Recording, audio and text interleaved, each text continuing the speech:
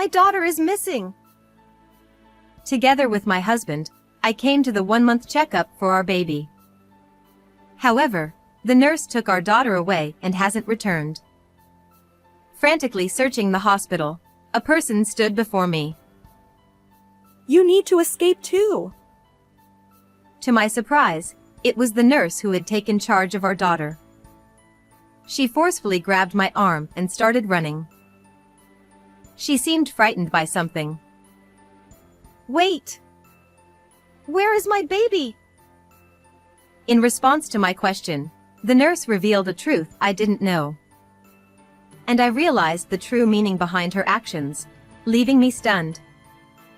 Little did I know that this was just the prelude to the nightmare I would experience later. At 28, I gave birth to my daughter Maria and was on maternity leave. My husband, Nicholas, a senior bank employee, and I were very close. I love everything about you. Your full name sounds amazing, so let's keep it as is. Even after marriage, I kept my maiden name to avoid the hassle. We were blissfully happy, but I couldn't help but be curious about Nicholas's secretive side.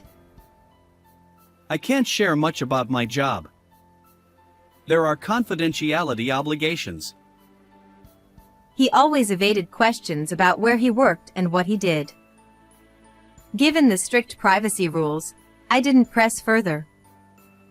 We both had enough to live comfortably, and I planned to return to work, so I didn't dig deeper. Little did I know that this was a grave mistake, one I'd regret deeply.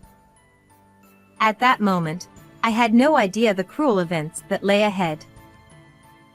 One morning, I had just sent Nicholas off to work, and our 1-month-old daughter Maria was sleeping peacefully in her crib.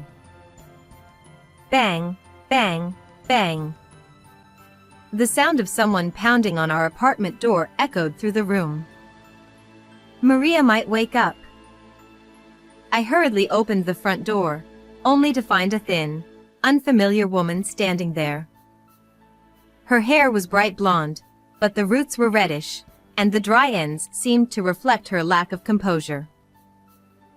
As soon as our eyes met, she began to panic. I can't work anymore. Please forgive me. What's going on? Who are you? Despite my questions, she continued to cry and scream, making it nearly impossible to understand her. I don't know you. I think you've got the wrong person. Terrified by her intensity, I forcefully closed the door. Still, she remained outside, sobbing and repeating apologies. Should I call the police? Just as I reached for my phone, I heard a thud from the mailbox. The woman blurted out, I can't take it anymore. Tell him to contact me. and then disappeared. Tentatively, I checked the mailbox and found a business card inside. On it was the name of a place where a man and a woman might have drinks together. Could it be, was Nicholas having an affair? Did that woman confront me because of him? For a moment, those thoughts raced through my mind, but I quickly dismissed them. Nicholas would never do such a thing. Still, I couldn't shake the unease all day, and eventually, I had to ask him. He's always coming home late, but he wouldn't be seeing someone else, right? That night, when he returned from work, I cautiously broached the subject without mentioning the woman's visit. Nicholas seemed genuinely surprised. What's going on? Why the sudden question? I just wondered if you were getting tired of me. It was just a passing thought. What are you talking about? I'm head over heels for you. I don't talk to other women in private. He smiled gently and hugged me. Yes, that's right, the woman must have visited the wrong house. Relieved, I still couldn't bring myself to show Nicholas her business card or throw it away. Instead, I tucked it into the kitchen drawer. About a week later, something happened. Nicholas had taken a day off, so we went together for Maria's 1-month checkup. After checking in at the hospital, our assigned nurse arrived promptly. She was about my mother's age and had a name resembling that of a certain movie heroine. Wow, how unusual! As I admired her, the nurse looked surprised for some reason and swiftly took Maria from my arms. Let's weigh the baby. Before I could respond, she hurriedly left the room. However, 15 minutes passed, then 20, and still no sign of the baby. Why was it taking so long? Worried, I peeked into the examination room, but Maria wasn't there. I think my child came to be weighed? I asked another nurse nearby, and to my surprise, she tilted her head and said, No baby came for weighing at that time. Shocked, I explained the situation at the reception desk with Nicholas. Thanks to the memorable name, they quickly investigated. Turns out, not only did they not know where the child was, but they also couldn't find the nurse.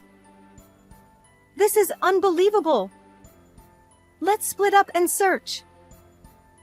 Panicked, Nicholas and I decided to comb through the large hospital.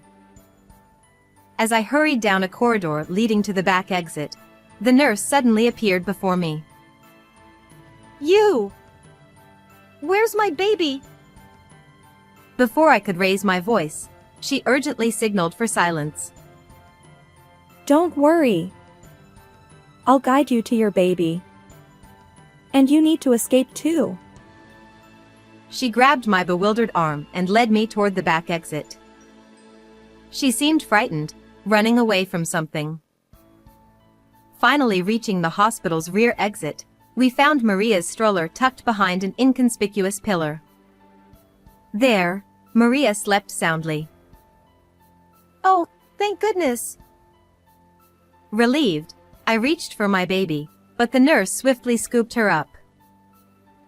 Hey! What are you doing? Ignoring my raised voice, she urged, Quickly!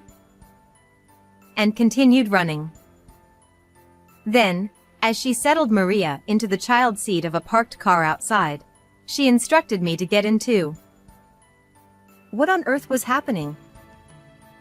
I couldn't fully comprehend, but determined to reclaim my child, I hesitantly got into the car. The nurse took the driver's seat, and we sped away. Finally, seeming a bit calmer, she cleared her throat and glanced at me. I apologize for startling you. But I couldn't speak there. We're short on time, so I'll explain briefly. As she drove, she began revealing shocking truths, showing me photographic evidence that left my heart pounding. This couldn't be. I wouldn't forgive this.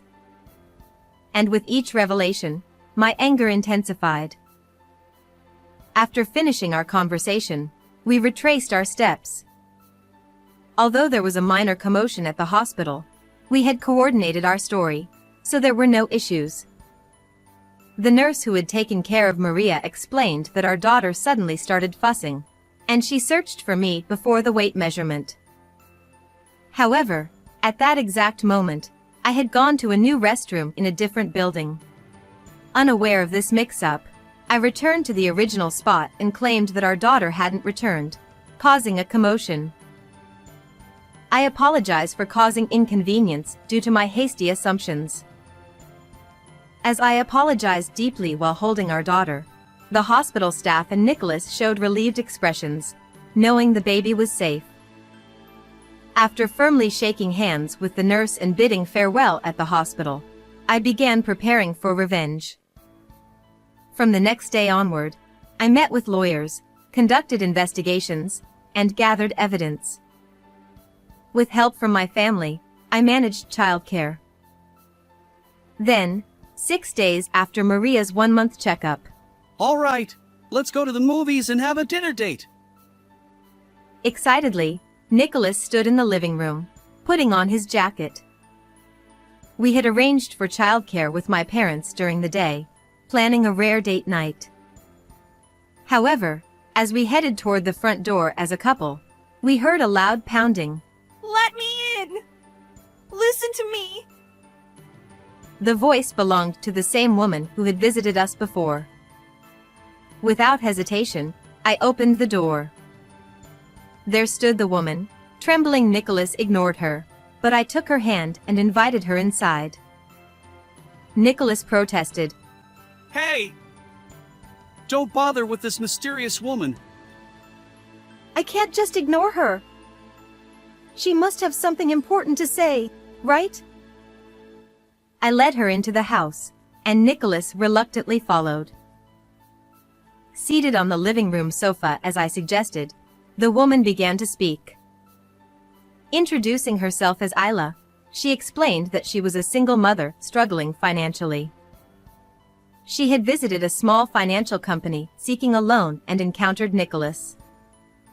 According to her, Nicholas was the owner of a lending business located in a mixed-use building. What? Weren't you a high-ranking bank employee? I exclaimed, shocked. Nicholas waved his hand in front of his face, denying it. What are you talking about?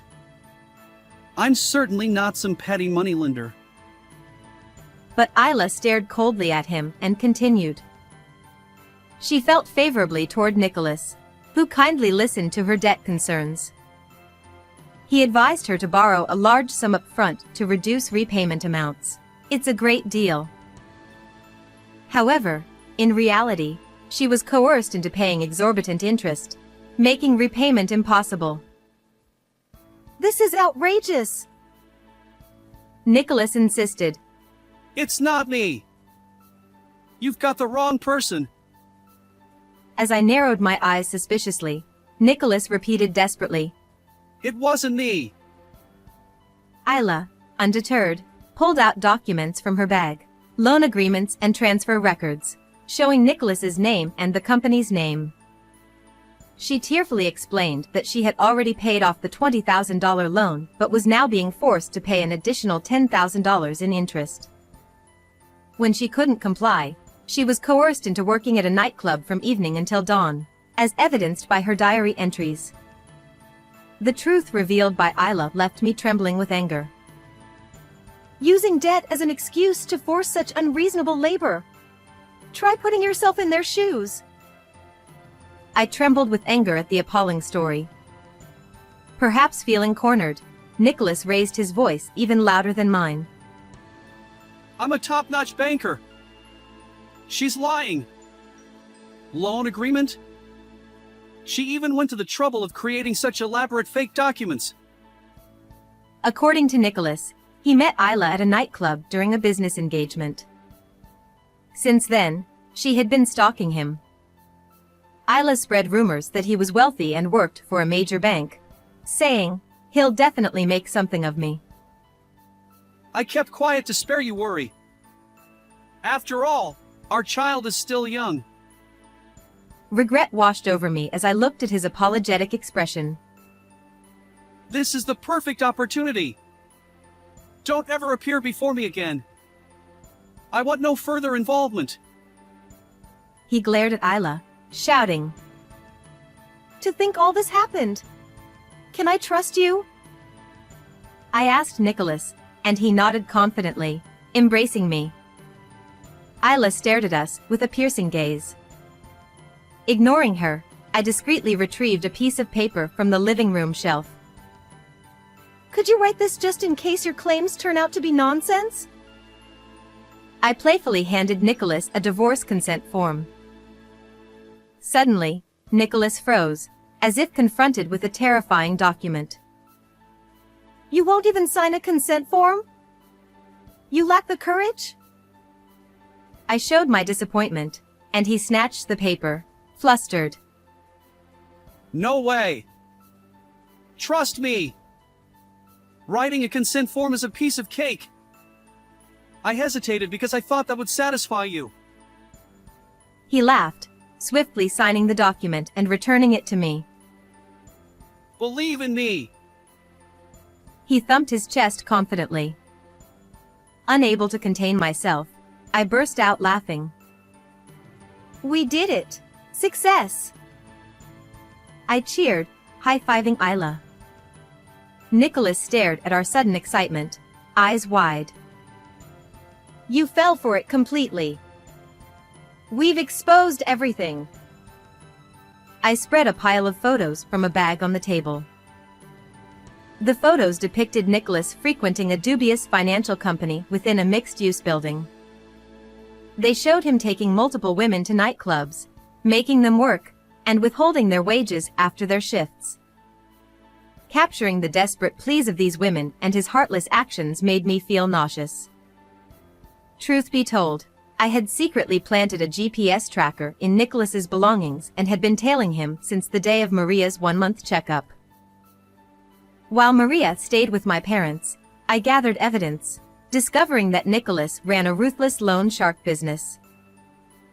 You're no bank employee. I knew it 5 days ago when Isla told me. What? I confronted him with a furious expression. In fact, when Isla first barged into our home, I had used her business card to find her and hear her side of the story. Armed with the facts she provided, we staged this performance together to seek revenge. Fabricating lies and even calling Isla a stalker. Unbelievable. I said, and Isla nodded in agreement. And 6 months ago, you were already using aggressive collection tactics at the hospital. I recalled the story the nurse I met during Maria's one-month checkup shared with me in the car. Surprisingly, she was an eyewitness to Nicholas's aggressive debt collection tactics. About 6 months ago, a woman covered in bruises was urgently brought in for treatment due to overwork caused by being forced to work relentlessly. While doctors and other staff tried to intervene, Nicholas and 2 other men burst into the room, shouting at the woman, Pay your debt! Running won't help. I'll chase you to hell. They even threatened her, saying, If you can't work to repay the debt, we'll use your life insurance. Eventually, before the police were called, Nicholas and his companions left the scene. However, the nurse remembered his face vividly. When she saw Nicholas during Maria's checkup, she immediately recognized him as that man from back then and tried to help me, thinking I was unaware of the situation. To convey the truth, she separated Maria and me from Nicholas and shared everything with me. So, am I about to be silenced and turned into money? I retrieved a life insurance contract from under the pile of photos. Somehow, it had been taken out in my name without my knowledge. No, that was just in case something happened to leave our child behind. Nicholas's continued evasiveness pushed me over the edge. Marrying into the family just to change your name and extort money from me. How despicable. I played the recorded audio from the bug I had planted along with the GPS. It captured Nicholas talking on the phone, saying things like, I married into the family to change my name. and, If I erase my wife and child, I'll get a substantial sum. confronted with irrefutable evidence, Nicholas clenched his teeth and looked down. I'll report your illegal financial dealings with these women to the police. And of course, I'll provide them with this evidence. That's ridiculous. Involving the police is excessive. What are you saying after all you've done? Emotional distress compensation of $10,000, child support of $150,000, totaling $160,000. Plus compensation for the victims. And let the police handle the rest. I glared at him with contempt, and Nicholas, teary-eyed, bit his lip. But, I won't agree to a divorce. I'll haunt you forever. Nicholas seemed determined to harass me as a last resort. He flailed like a child, throwing a tantrum. However, I had the signed consent form. Well, it's too late for that. I fluttered the paper, declaring victory. Seeing this, Nicholas seemed to remember that he had signed it. His face paled, and he slumped, defeated.